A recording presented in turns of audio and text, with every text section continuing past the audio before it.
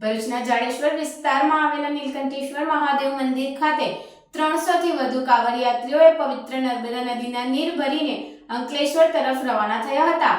કાંવડિયાત્રીઓ શિવ મંદિરની પ્રદક્ષિણા કરી બમ બમ બોલેના નાદથી મંદિર પરિસર ગુંજી ઉઠ્યું હતું। આજથી શરૂ થયેલા શ્રાવણ માસના પ્રથમ સોમવારના રોજ ભગવાન શંકરના દર્શન કરવા ભાવિક ભક્તો સવારથી જ શિવ મંદિરોમાં લાઈનો લગાવી હતી। ત્યારે ભરૂચ શહેરના જાડેશ્વરમાં નર્મદા નદી કિનારે આવેલા નીલકંઠેશ્વર મહાદેવ મંદિરે મોટી સંખ્યામાં ભાવિક ભક્તો ઉમટી પડ્યા। ભગવાન દર્શન કરી પૂજા અર્ચના કરી ધન્યતા અનુભવી હતી। જ્યારે બીજી તરફ છેલ્લા 20 વર્ષથી અંકલેશ્વરના એક ગ્રુપ દ્વારા શ્રાવણ માસમાં કાંવડ યાત્રા યોજવામાં આવે છે, જેમાં મોટી સંખ્યામાં ભાઈઓ બહેનોની મોટી સંખ્યામાં જોડાતા હોય છે।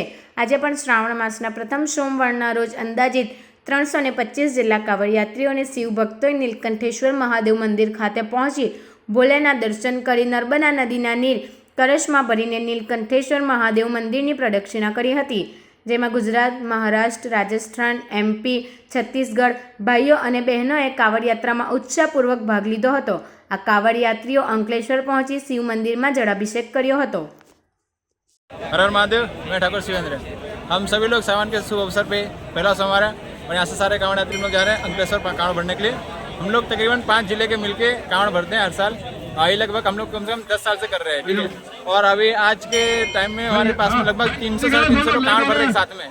हम सब भर के पैदल जाएंगे यहाँ से अंकलेश्वर नौरंग सोसाइटी में हम लोग कांवड़ अर्पित करेंगे। हाय, मेरा नाम प्रीति चौहान है।